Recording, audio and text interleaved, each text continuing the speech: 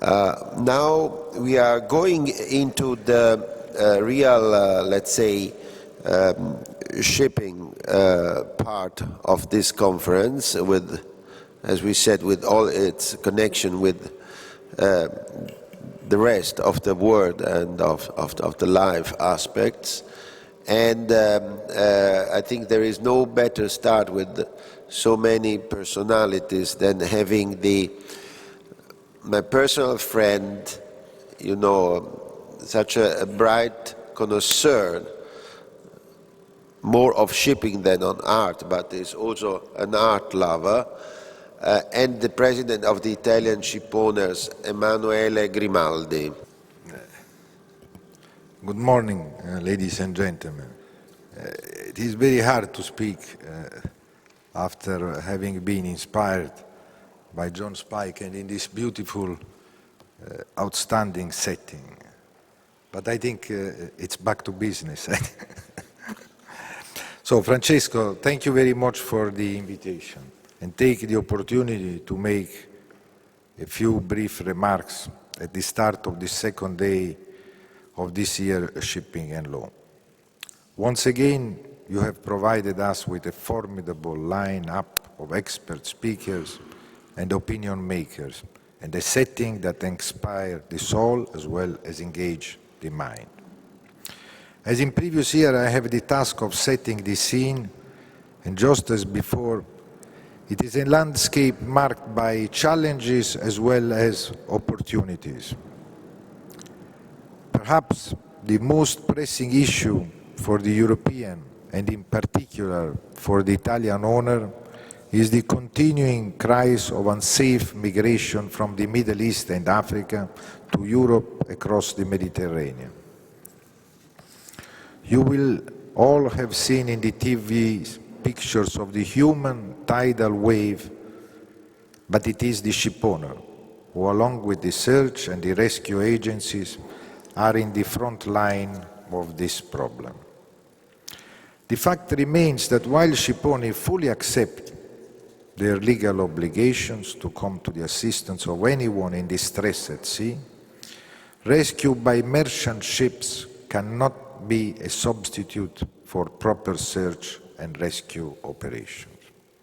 Italian shipowners welcome the amended operational plan for the reinforced joint operation of Triton, which came into effect in June, allocating more financial resources and assets, and widened the operational range of SAR operations.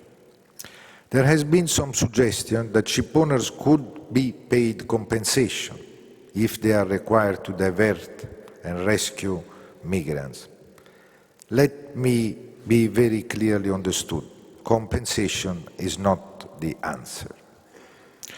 This would instead increase the reliance on merchant vessels to perform search and rescue operations, and imply that the merchant fleet is part of the permanent solution to the crisis, which cannot be the case. Instead, through ICS, EXA and Confitarma and others, we must remain firm in lobbying for additional resources and assets that will equip Triton to meet the challenges head-on. The migrant flows are here to stay and will only grow in the next 10 years. We must note the desperation of those fleeing war to deflect us from the reality that merchant ships are not the most appropriate way to respond. Our next major challenge is the upcoming meeting of the United Nations FCC in Paris. The COP21 meeting will be an important test for shipping ability to resist the forces that would like to take the responsibility for regulating CO2 emission away from IMO. Once again, the shipping industry stands ready to play its part. We have a responsibility to act on climate change, but we must also be listening, and our achievement must be understood. What is less clear in the agenda of the green NGOs It is to reduce the CO2 emission from ships as we would like, or it is to generate funds from an industry that they see an easy target. CO2 emissions from shipping have fallen and will continue to fall.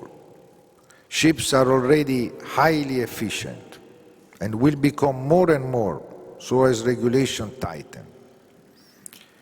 International shipping reduced the total CO2 by more than 10% from 2007 to 2012, despite an increase in maritime trade. I don't need to remind you, dear delegates, that shipping is responsible for around 2.2% of total global carbon emission, whilst it's transporting 90% of the cargo around the world. If shipping is to be included in a United Nations emission reduction program or asked to pay a levy towards a fund for carbon offsetting, this must be reasonable and in proportion to our contribution. Before I finish, I would like to draw your attention to two further items. The first concerns regulation, but I hope provides you with food for thought. I shall not use this as an opportunity just to merely criticize. If, as we hope and expect, the coming 12 months sees the ratification of the Ballast Water Management Convention, it must be then amended. I would like to suggest shipping equivalent of a first amendment. That is, for vessels which trade only within the same area, for example, the Mediterranean Sea, it should be possible to grant an exemption from the requirement of the Convention and so move to clearly avoid an unnecessary burden from the shoulder of owners under pressure to comply with this costly regulation. Since the affected ship will have AES, it would be possible to monitor for compliance, and I believe the goodwill such a gesture will be an important show of faith for the regulators. I think those who make the laws with which we as an industry comply have learned a lot of lessons in the recent years.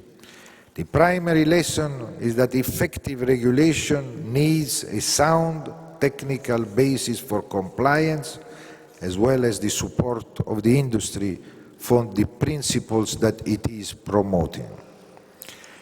Next level of regulation may have to go further and include a cost-benefit analysis that helps the industry to understand the motivation behind it, as well as practical implications. I hope I have provided some food for thought, and I'm sure we will hear more from our expert today, and this and other issues, I look forward to hearing from them, and I wish you a successful conference. Thank you very much.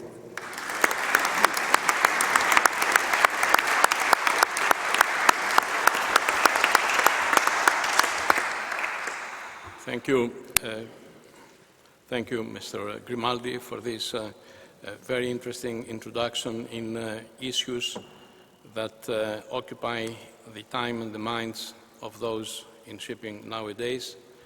You spoke about the obligation to render search and rescue services at sea in the background of the horrific situation that unfolds in this sea that Napoli faces, the beautiful Mediterranean Sea, in the middle of a huge, a profound humanitarian crisis.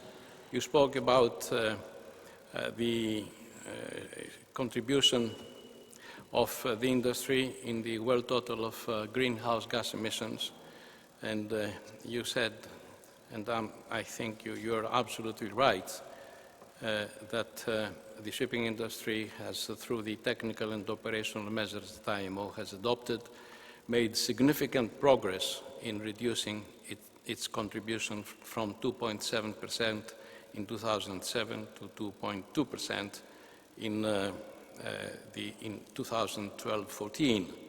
and therefore the contribution of shipping in the global green fund should be commensurate with the responsibility of the industry. And then you referred to the MRVs, another European Union initiative that personally does not go down well with me. I believe that all regulation of shipping should be left to IMO, and the organization has convinced us all that it has the capability to respond to real issues pertaining to shipping. Thank you very much.